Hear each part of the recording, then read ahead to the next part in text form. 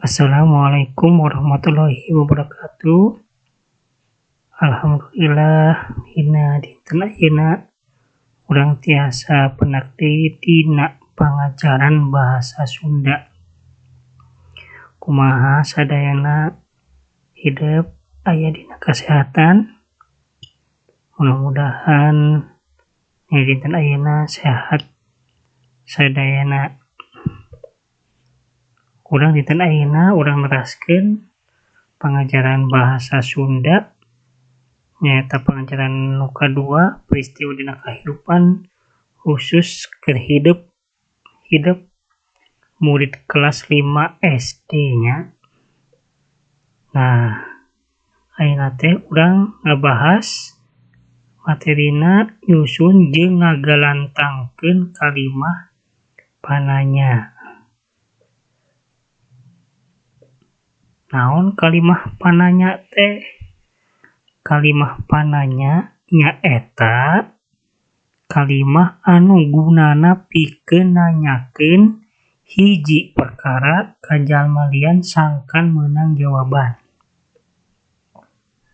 Kalimah pananya cirina aya tanda pananya. Tah, siga kieu tanda pananya teh. Urang lajengkeun.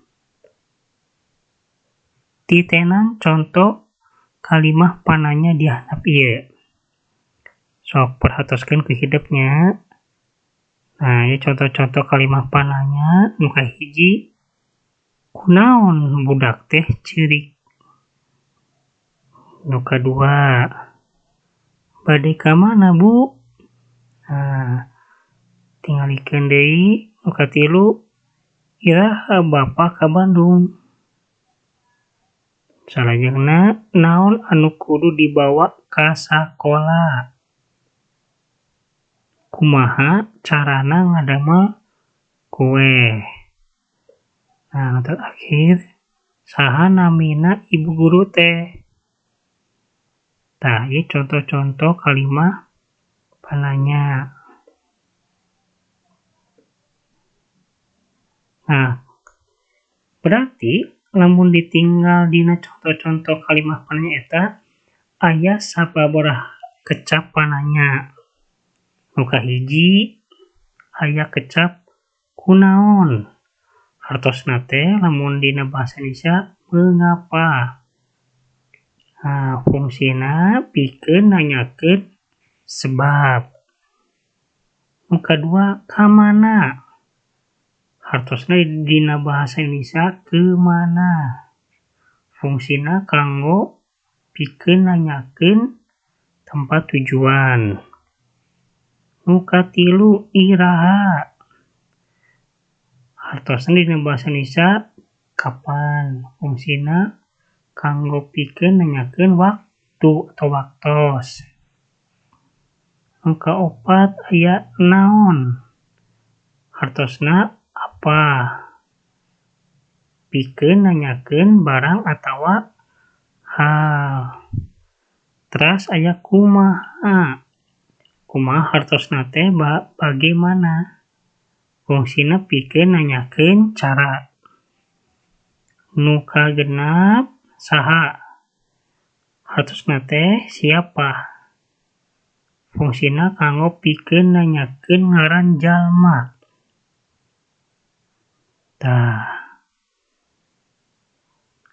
kumaha carana nyusun kalimah pananya? Lamun dina saacana aya kalimah wawaran. Nah, kalimah wawaran nu di handap ieu kudu dirobah jadi kalimah pananya. Pikeun nyusunna kudu dititenan heula katerangan anu aya dina jero kurung. Eta katerangan teh jawaban tina kalimah pananya anu disusun. Tah, contohna misalna aya kalimah wawaran atau kalimah pernyataan. Mang Oleh teu bisa ngabose sapeda. Kalimat nyatanya seperti itu. Tah, dina jero kurungna mang oleh. Nah, berarti nu ditanyakeun teh mang oleh. Namun dina bahasa Indonesia mah teh sebagai subjek teh. Nah, kumaha cara ngerubah jadi kalimah pananya? Tah, sia kieu.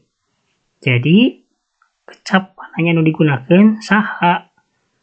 Antaran nanyakeun jalma.